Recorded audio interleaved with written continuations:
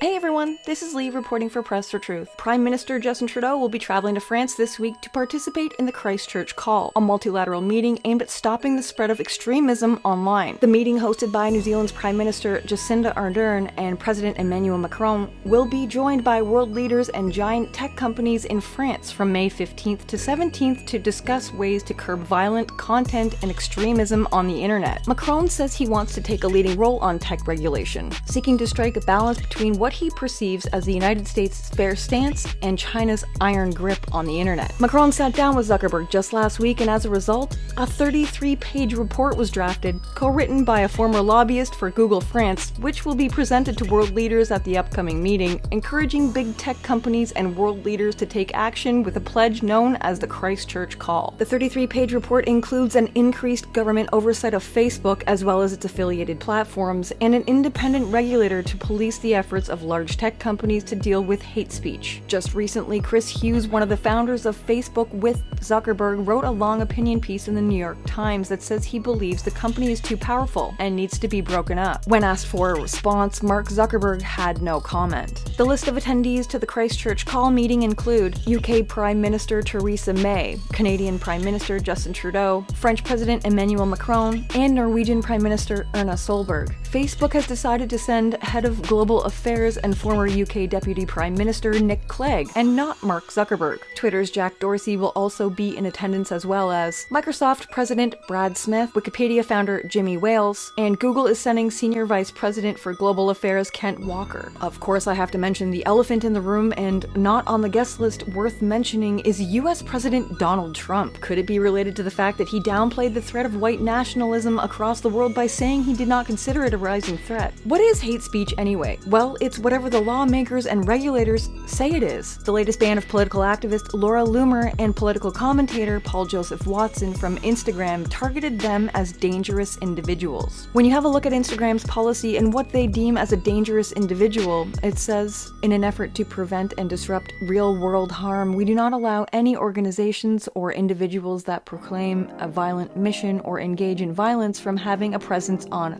Facebook. This includes organizations or individuals involved in the following: terrorist activity, organized hate, mass or serial murder, human trafficking, organized violence, or criminal activity. Yep, that's right. People like Paul Joseph Watson and Laura Loomer have been lumped in with terrorists and human traffickers merely for stating their political opinion. Now, this is a slippery slope. Justin Trudeau is a fish out of water and could become an erratic policymaker before he leaves office. With the recent gun ban speculation, controlled speech online is another subject that he has been unyielding about.